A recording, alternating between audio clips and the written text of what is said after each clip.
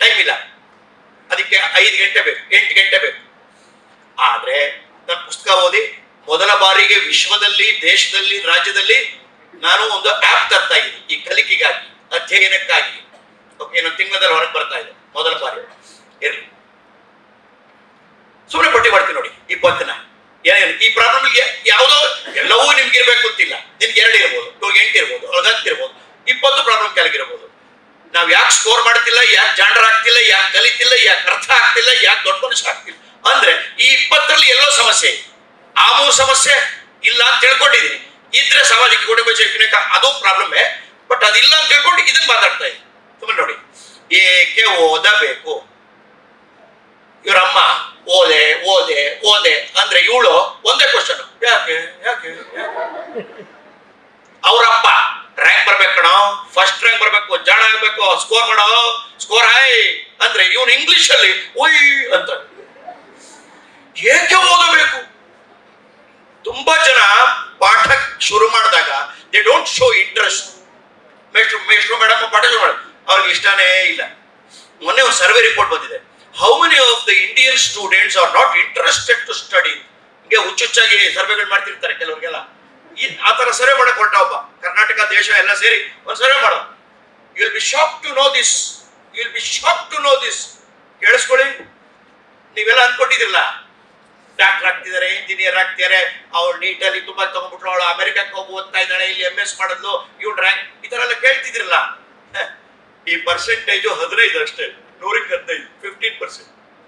ನಿಮ್ಮಲ್ಲಿ ಜಾಸ್ತಿ ಇದಾರೆ, ಅದರಿಂದ ನೀ ಎಲ್ಲ ಕಡೆ ಹಂಗೆ ತಿಳ್ಕೊಂಡಿದ್ಯಾ? ಸುಳ್ಳು. 15% ಬಿಡಿ ಅದನ್ನ. ನೆಕ್ಸ್ಟ್ ವಾಕ್ಯ ಕೇಳಿ, ಇನ್ನೊಂದು 25%, 25% ಅದರ್ಸ್ 60 to 80 ಮಾರ್ಕ್ಸ್ ಅವರು ನಖರ್ಕ ನಖಾಟ್ಕ, ಅವ್ರ ಮುಂದೆ ಏನಾದ್ರು ಗೊತ್ತಿಲ್ಲ, ಅವರು ನಾವು ಬೇಡ ಬಿಟ್ಬಿಡಿ. 15, 25 ಎಷ್ಟಾಯ್ತು ಹೇಳಿ? 40. ಮುಂದಿನ ವಾಕ್ಯ ಕೇಳಿ, ಅದು ಈಗ ಬೇಕಾಗಿರೋದು. Shocking news in Karnataka and in India, both are selling same. 60% of the Indian children and students are not interested to study.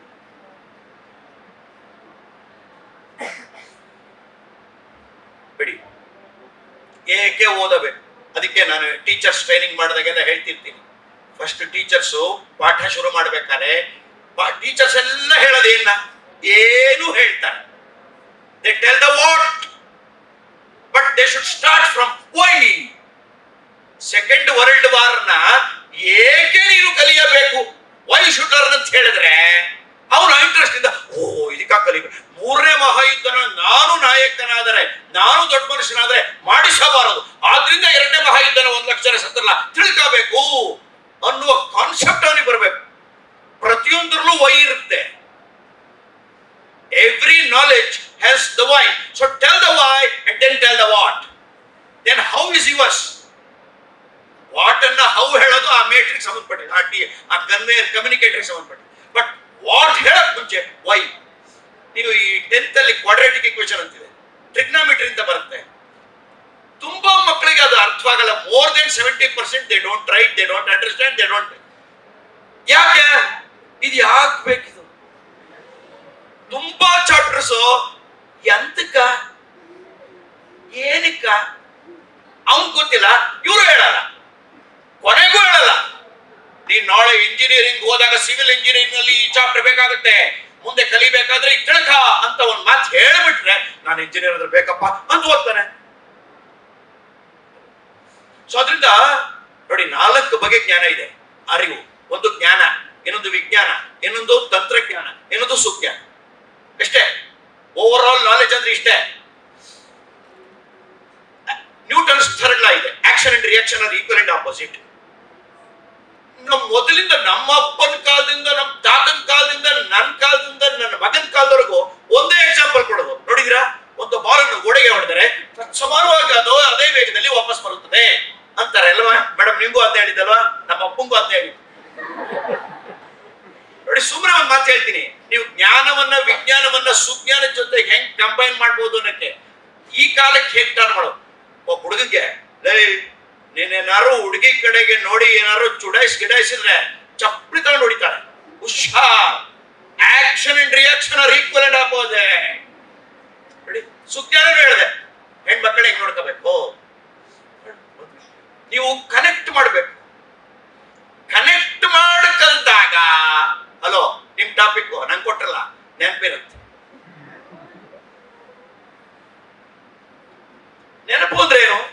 ಎಲ್ಲ ನಾನು ನೋಡಿ ಅಂತೆ ಮಾಡ್ತೀರ ನೀವು ನೋಡಿ.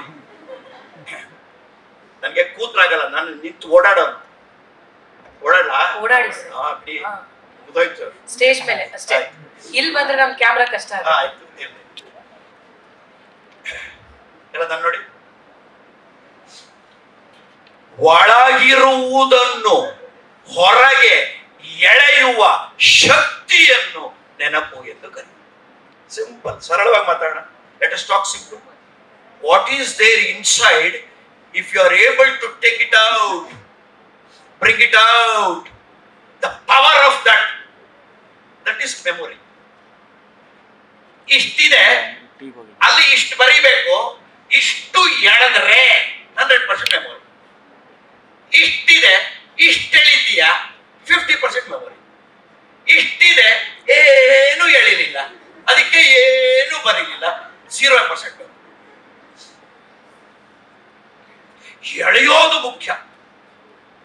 ಆದ್ರೆ ನಂದೊಂದು ಪ್ರಶ್ನೆ ಇದೆ. ಈ ನನ್ನ ಜೇಬಲ್ಲಿ 10 ರೂಪಾಯಿ ಇದೆ,